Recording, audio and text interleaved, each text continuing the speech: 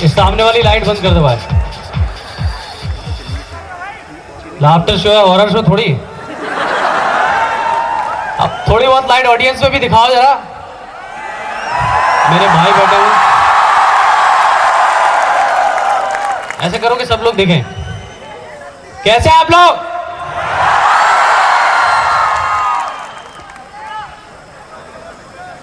Thanks to graphic era university कि मुझे बुलाया।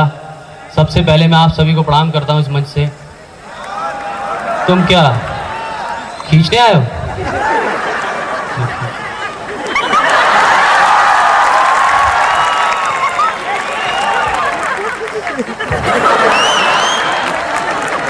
अब मैं खींचूंगा। ये मीडिया वाले, इनको भी मैं प्रणाम कर लेता हूं साष्टांग। सबसे पहले तो मैं थैंक्स कहना चाहता हूं कैटलिस्ट का, नमन माहेश्वरी का, जिसकी वजह से ये शो संभव हो पाया। एक बार उनके लिए जोरदार तालियां। निखिल महाजन के लिए जोरदार तालियां। बहुत समय लगा देहरादून आने में, पर देर आए दुरुस्त आए। और मैं इस मंच से भारत सरकार की तरफ से, उत्तरांचल सरकार की तरफ से, विश्व बैंक की तरफ से और संयुक्त राष्ट्र संघ की तरफ से आप सभी का स्वागत करता हूं। क्योंकि हमारा समारोह किसी अंतर्राष्ट्रीय समारोह से कम नहीं लगना चाहिए ना। उसके बाद मैं कमल घनशाला जी को प्रणाम करता हूं। कहां बैठे हुए? क्योंकि सुना है सभी कलाकारों का पेमेंट यही करने वाले हैं। बच्चे भी आए हुए, देखिए आप। बच्चे भी बड़े खुश हैं। पहली बार माँ बाप को साथ में हंसते हुए देख रहे हैं। एक बार यार उस ऑडियंस पे लाइट होनी चाहिए जो सबसे ज्यादा, एक बार जोरदार तालियां अपने लिए।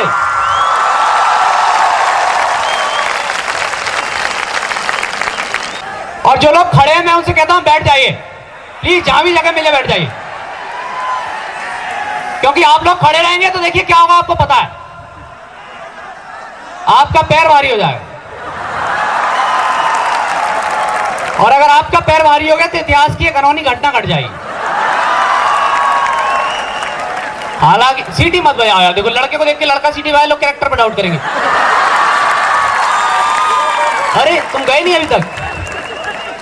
ये मीडिया वालों के बारे में बात करता हूं, इनको तो मैं साष्टांग प्रणाम करता हूं। आज होटल में भी आ गए थे, बोले साहब फोटो खिंचवा लो। मैं डरता इसलिए हूं क्योंकि पता नहीं कौन सा मल्लिका का धड़ लगा के कौन सी खबर बनाएंगे मेरे को। इनका कोई भरोसा नहीं है। अभी सानिया मिर्जा का एक फोटो लाए कमल जी, कुछ दिन पहले सानिया मिर्जा का फोटो लाए और बोलते हैं कि इसने तिरंगे की मर्यादा भंग की है। बोले इसने तिरंगे की मर्यादा भंग की है। और जिस एंगल से फोटो निकाला है वो कमल जी, मैं कह रहा हूं अगर वो तिरंगा ना तो उस बेचारी की मर्यादा भंग हो जाए। बड़े ही खतरनाक होते हैं। अच्छा कितने लोग लाफ्टर चैलेंज देखते हैं? पहले तो मैं देखना चाहता हूं। क्या बात है। तो एक बार नवजोत सिंह सिद्धू के लिए जोरदार तालियां हो जानी चाहिए, क्योंकि उनके बगैर हमारे प्रोग्राम की कल्पना नहीं की जा सकती। अरे आप ऐसा बंदा लाओगे कहां से यार जो बिना बात के हंस सकता। और तो और ये मीडिया वाले, मैं नैनीताल में भी शो करने गया था, एक मैडम से सवाल पूछ लिया ना। सवाल पूछने की बड़ी आदत होती है। मैडम आखिर आप यहाँ क्या करने आई? बोले मैं हनीमून मनाने के लिए आई। तो क्या आपके हस्बैंड भी आपके साथ आए? मैंने ज्यादा अंतरिक्ष में रही, बल्कि 6 महीने बगैर बात करे कैसे रही होंगी यार। इसलिए यहाँ पर जितनी महिलाएं आई हुई, मैं उनको एक बात मैं अपनी तरफ से बोलता हूँ कि एक भी 17 से ऊपर की नहीं दिख रही मुझे।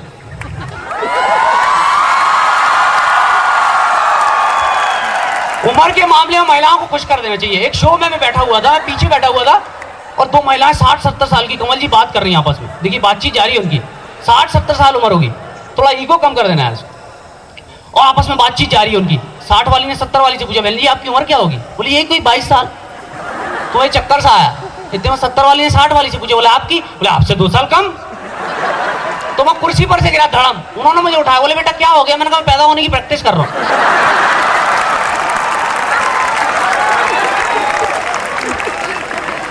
बाकी बहुत बहुत धन्यवाद आपका कि आपने इतना अच्छा मंच तैयार किया कि हम एक दूसरे से रूबरू हो रहे हैं।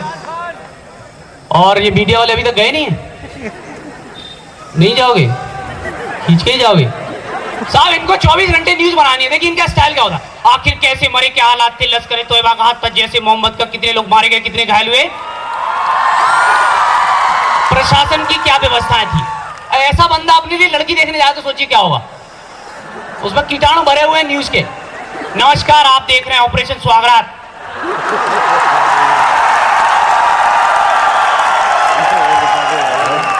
एक नई लवेली दुल्हन इंतजार कर रही है। रात के 10 बज चुके हैं, मामला संवेदनशील है।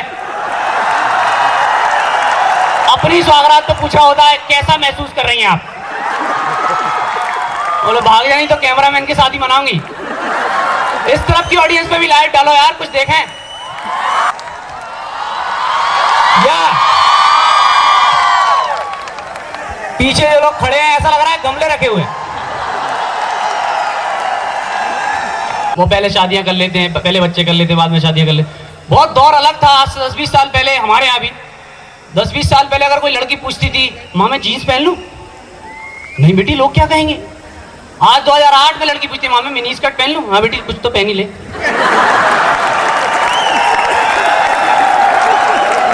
पहले हम घर के सामने लिखवाते थे अतिथि देवो भव, शुभ लाभ। अभी लिखवाते हम कुत्ते से सावधान। उस दिन की देर है जब लिखवाएं कुत्ते सावधान। इसलिए ये देखो क्या खिला रहा है भाई। मैं पंडित हूँ, पहले पंडितों को खिला के खाते थे, पंडितों को दिखा के खा रहे हैं।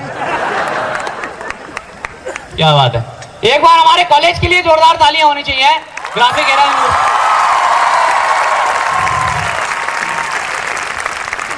देखिए मैं मुंबई से आया, मैं मुंबई की बात करूंगा, कुछ बॉलीवुड की बात करूंगा, बहुत सारी आवाजें सुनाऊंगा आपको।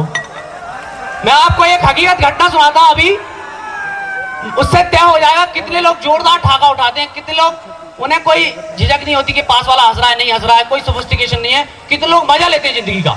मैं अभी आपको एक घटना सुनाता हूं, आपको समझ में आ जाएगा कितने लोग मजा लेते हैं। अभी क्या हुआ, शाहरुख खान के सेट पे एक कुत्ता आ गया, पपी होता है ना सफेद वाला, उसने उसको गोद में उठा लिया। जानवरों से बड़ा प्यार करते हैं लोग।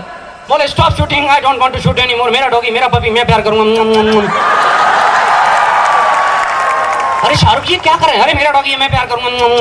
लेकिन शाहरुख जी क्या कर रहे हैं, अरे मेरा डॉगी मैं प्यार करूंगा। लेकिन शाहरुख जी उसका मुंह उधर है।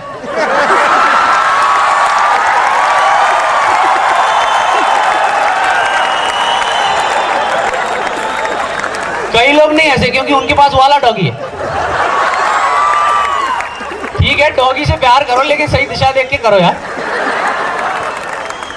बाकी फिल्म स्टार, अच्छा एक चैनल और है, ये न्यूज चैनल की बात कर रहा था मैं, एक चैनल और है डिस्कवरी। इन्होंने तो आदमी को परेशान किया, उन्होंने तो जानवरों को भी नहीं छोड़ा।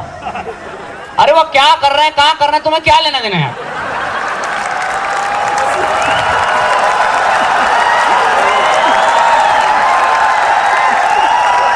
कहीं भी पहुंच जाते हैं कैमरा लेके, हाफ पैंट में, ना तो डर लगता है इनको। अब देखिए अगर आपको लगे ना कि डिस्कवरी चैनल हमारे मंच पे चल रहा है तो आपकी जोरदार तालियां चाहूंगा आखिर तक। और देखो लुई मैंने सांप पकड़ा ही, वाकई कमाल का, ये काटता भी बहुत प्यारा है।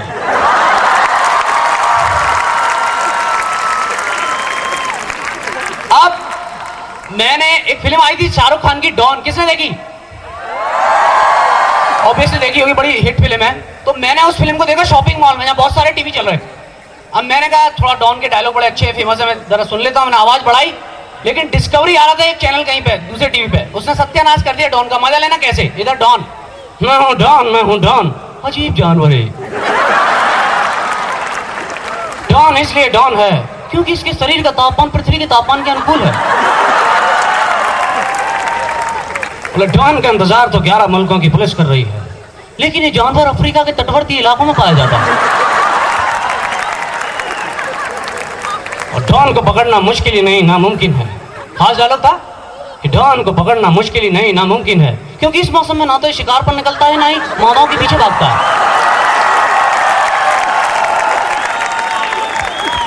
डॉन की गर्लफ्रेंड थी रोमा, बोले डॉन सिर्फ रोमा को पसंद करता है। देखो गर्लफ्रेंड का नाम लिया तो कैसे बिल्कुल उतावले हो गए। मेरी फिलॉसफी नहीं कहती गर्लफ्रेंड रखो, मैं तो ये कहता हूं गर्लफ्रेंड से अच्छा एक साइकिल ले लो। देखो कितने फायदे हैं, साइकिल ना तो मेकअप करती है, ना साइकिल का कोई खड़ूस बाप होता है,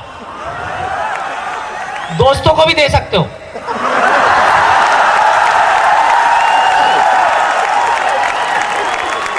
आप चाहते हो कि आपकी गैर हाजिरी में आपकी साइकिल किसी और के साथ ना जाए तो आप ताला डाल के तो जा सकते हो यार। इसलिए मैं तो हिदायत देता हूं कि आप गर्लफ्रेंड ना ही रखें। बाकी साहब महिलाओं को मैं प्रणाम कर रहा था, ये ईगो थोड़ा कम करो बस, ये ईगो प्रॉब्लम, फिर मुझे ईगो प्रॉब्लम है। महिलाओं को मैं इसलिए प्रणाम कर रहा था मेरे भाइयों, मेरे दोस्तों, क्योंकि अगर हम लोग सचेत नहीं हुए ना, मैं बता रहा हूं पृथ्वी पर अगर सबसे ज्यादा संकट में कोई है तो वो पुरुष है। मैं बता रहा हूं 1000 साल बाद,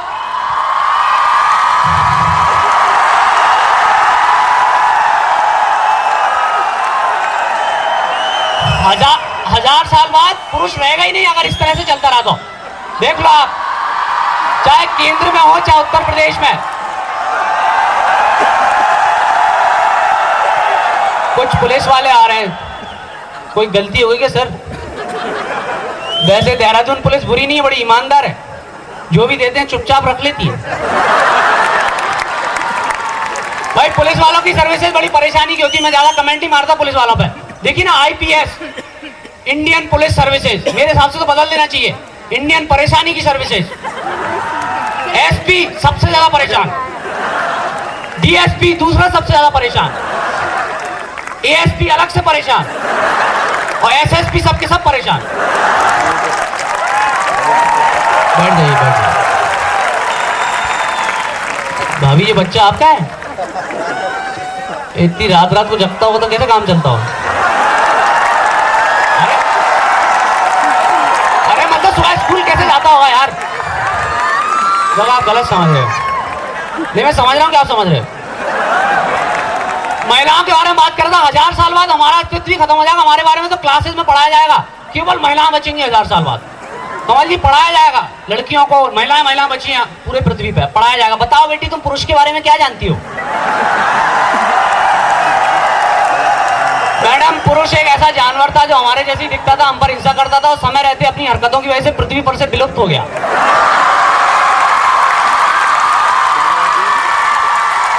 और पढ़ा जाएगा।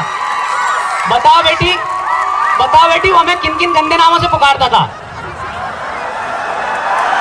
बताओ हमें, वो किन किन, सबके सब सप्लीमेंट्री वाले हैं। बताओ बेटी, वो हमें किन किन गंदे नामों से पुकारता था? मैडम, माल, सेटिंग, पट्टा, और एक और बड़ा गंदा सा नाम था, स्किन से रिलेटेड था। कौन सा नाम था? चिकनी। चिकनी कह के बुलाते हो बच्चे। नहीं, बहरहाल मैं इस नारी शक्ति को प्रणाम करता हूं। देखिए आप, वो बेचारा टाटा ने कितनी कोशिश कर ली, लेकिन उसको प्लांट डालने ही नहीं दिया उस ममता ने। मुझसे पूछा लोगों ने, साहब ये क्या हुआ, ये ममता ने क्या कर दिया? मैंने, साहब ममता तो ऐसी ही होती है। बोले क्यों? मैंने कहा, चाहे ममता बनर्जी हो चाहे ममता कुलकर्णी। बोले वो कैसे? मैंने कहा, देखो, एक उद्योगपति को प्रॉब्लम दे रही है और दूसरी जहां कहीं भी होगी अपने पति को प्रॉब्लम दे रही हो। बाकी ये सबसे खास बात ये है कि ये बहुत अच्छा मंच है, राजनीतिक मंच नहीं है। यहाँ पे हम नेताओं के बारे में बहुत कुछ बोल सकते हैं।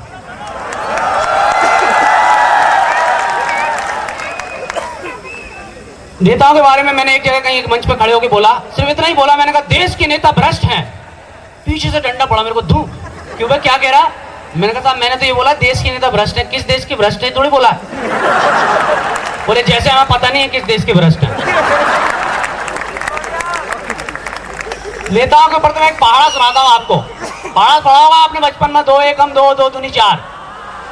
नेताओं का पहाड़ा।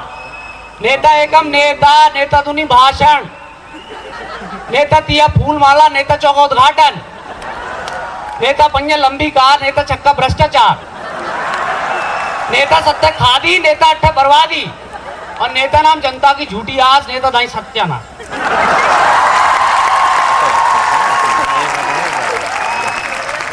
मैं तो उस दिन से डरता हूं, हमारे जितने भी फिल्म स्टार लोग होते हैं ना, सबको नेता बनने का बड़ा वो होता है। देखो आप, धर्म जी ने चुनाव लड़ लिया, बीकानेर से जीत भी गए, संसद में पहुंच गए, और राज बब्बर जी, जितने भी फिल्म स्टार होते हैं उनको आखिर में अभिनेता बनना रहता है, अभिनेता से नेता बनना रहता है। मैं तो उस दिन से डरता हूं जिस दिन नाना पाटेकर का चुनाव लड़ेंगे।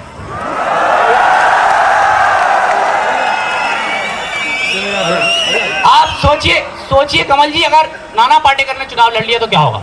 संसद की कार्रवाई ठप हो जाएगी, चलने नहीं देगा वो, क्योंकि वो थोड़ा अलग किस्म का है, बिल्कुल सन की। अब सोचिए आप, वो कांग्रेस से लड़ ले चुनाव और धर्म जी बीजेपी से हैं, दोनों अड़ गए संसद में। बोले क्या दिया है तुम्हारी भारतीय जनता पार्टी ने देश को,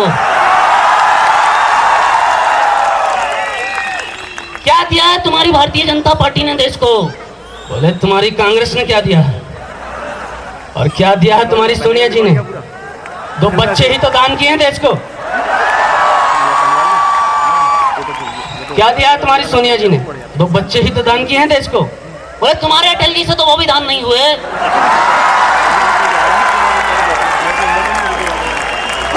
खबरदार, क्या गुप्त दान नहीं होता।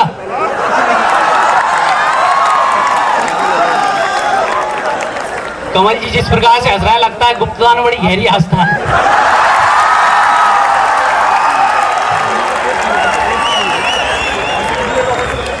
बाकी एक चीज बोलना चाहूंगा मैं आपके कॉलेज के लिए, देहरादून के लिए, ये गुरु द्रोण की नगरी है, ये बहुत ही गजब का शहर है और बहुत ही गजब के लोग हैं। मैंने कश्मीर से लेकर कन्याकुमारी तक और बॉम्बे से लेकर बैंकॉक तक हजारों शोज किए, लेकिन इतनी प्यारी ऑडियंस मैंने आज तक अपनी जिंदगी में नहीं।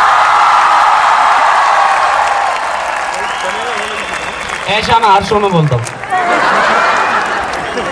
नहीं, मैं बिल्कुल सच कह रहा हूँ। अच्छा देखिए कमल जी, झूठ बोलना बड़ा जरूरी हो गया। अगर झूठ ना बोला जाए तो प्रकृति का बैलेंस बिगड़ जाएगा। मैं ये प्रूव कर सकता हूँ।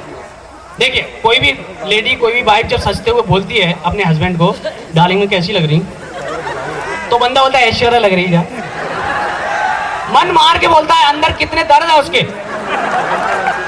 मेहमान आ जाते हैं मेट्रो सिटीज में, जगह की प्रॉब्लम है, मेहमान आते हैं, आदमी बोलता है बड़ी खुशी हुई आप आए, बहुत अच्छा लग रहा है, ये बैठिए, जबकि अंदर क्या चल रहा होता है आपको पता। आप सोचिए एक दिन के लिए ऐसा हो जाए कि आदमी झूठ नहीं बोल पा रहा, सिर्फ एक दिन चमत्कार हो गया, जो बोल रहा है सच ही बोल रहा है, सच्चाई के कीटाणु फैल गए, जिसके देखो उसके मुंह से सच ही निकल रहा है। ऐसे में वाइफ ने पूछ लिया, डार्लिंग में कैसी लग रही हूँ, काली भैंस मोटी दिख रही, मेरी लाल साड़ी कैसी लग रही है, ऐसा लग रहा है जैसे भैंस में मंगल ओढ़ लियो, भाग जाए ऐसे। ऐसे में मेहमान आ जाए, मेहमान ने बेल बजाई, फिर आ गए आप, चाहे जब मुंह उठा के चले आते ना तो आपको शर्म आती। अब मेहमान भी सच बोल रहा है, वो तो सच्चाई के कीटाणु फैल। बोले मैंने सोचा जी होटल में 200-500 रुपए लग जाए, आप मेरे रिश्तेदार में आप क्या पढ़ रहे हैं। बोले कितने कमीने टाइप के ना आप। ऐसे में लड़के लड़की वालों के रिश्ते टूट जाएंगे। अब सोचिए लड़के लड़की वालों का रिश्ता चल रहा, लड़के वालों ने बोला, बोले भाभी जी हमें थोड़ी जल्दी है लड़के की शादी की, मुहूर्त जरा जल्दी निकलवाइए। तो लड़की वाले भी बोले हमें तो खुद जल्दी, भाभी जी 2 बार भाग चुकी है। और तो और कोई लड़का एक दोस्त को ड्रॉप कर रहा है अपने को, तो उसने बोला चलना यार घर पे, आज तो मम्मी भी नहीं है, दीदी भी बाहर गई हुई है। तो यार फिर क्या करूंगा यार, दीदी के चक्कर में तो आता ही था। ऐसा कोई एक आदमी जिसने आज तक झूठ नहीं बोला हो, सबसे बड़ा झूठ तो यही बोल रहे हो। बाकी इस बार मैं सच कह रहा हूं, वाकई ऐसी प्यारी ऑडियंस मैंने आज तक नहीं देखी, इतने यंग लोग, इतनी यंग ऑडियंस, इस बार मैं सच बोल रहा हूं। और वाकई दोस्तों, हिंदुस्तान में आज अमूमन 60 करोड़ युवा हैं। विश्व इतिहास के किसी भी राष्ट्र में एक समय में एक साथ इतने युवा नहीं रहे। हम चाहें तो फिर से विश्व गुरु बना सकते हैं इस देश को, सिर्फ आपको एक बार ताली बजानी है मेरे लिए।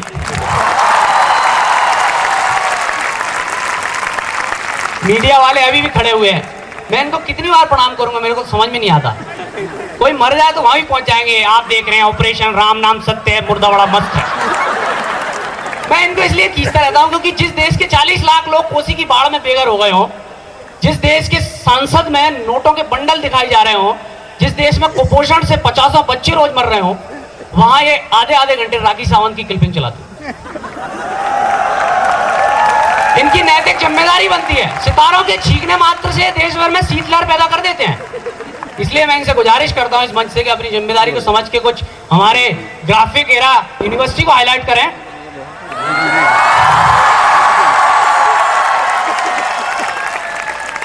बाकी मैं आपको अभिषेक बच्चन की शादी का रसगुल्ला जरूर सुनाऊंगा, और भी बहुत सारी चीजें हैं जो सुनाऊंगा। क्या हुआ कि देखिए शादी की बात चलती है ना, शादी तो संजय दत्त की भी हुई, देखा आपने। बॉलीवुड की शादियों के बारे में क्या बोलूं, मैं तो एक बस ऐसे ही बहुत ज्यादा हाईलाइट हो गई थी अभिषेक बच्चन की शादी, तो मैं उस पर कुछ बोला। बाकी बॉलीवुड की शादियों का क्या, देखिए अभी संजय दत्त की शादी देख लो आप, कमल जी, उसकी तो कुंडली में केमिकल लोचा बेचारे की। पहले बगैर लाइसेंस की बंदूक रख ली, अब वो लुगाई लाया जिसका लाइसेंस किसी और के पास। उसकी तो कुंडली में, लेकिन चलो ऐश्वर्या अभिषेक बच्चन की शादी मैं आपको सुनाता हूं क्या हुआ। कितने लोग सुनना चाहते हैं आखिर तक? एक क्या हुआ कि इतना हाईलाइट कर दिया मीडिया वालों ने कि घोड़ी वाला कौन सा है, इतना कवरेज उसका, ऐसा लग रहा था उस समय देश में और कुछ नहीं हो रहा, अभिषेक बच्चन की शादी हो रही। मीडिया वाले घोड़ी वाला कौन सा है, हलवाई कौन सा है, कौन को बुलाया, किसको नहीं बुलाया। बल्कि एक तो स्वागरात पे ऐश्वर्या के बैठ के नीचे बैठा, उसने देखा तू क्या कर रहा है, बोले साहब कवर करने आए, बोले भाग गया। तो इसलिए मुझे बनाना पड़ा कुछ। क्या हुआ देखिए, बहुत हाईलाइट हुई शादी, ऐसे तैसे शादी हुई। अच्छा पहले तो वो कजरारे गाना आया था, एक कजरारे कजरारे, उसके बाद में ऐश्वर्या ने मना ही कर दिया अभिषेक से शादी करने के लिए, बोले मैं करूंगी नहीं शादी। बताइए क्यों? ऐश्वर्या कजरारे गाने के बाद मना कर दिया, बोले मैं अभिषेक से शादी नहीं करूंगी। क्यों? अरे जिसे गाने में बाप की मदद लेनी पड़ रही हो,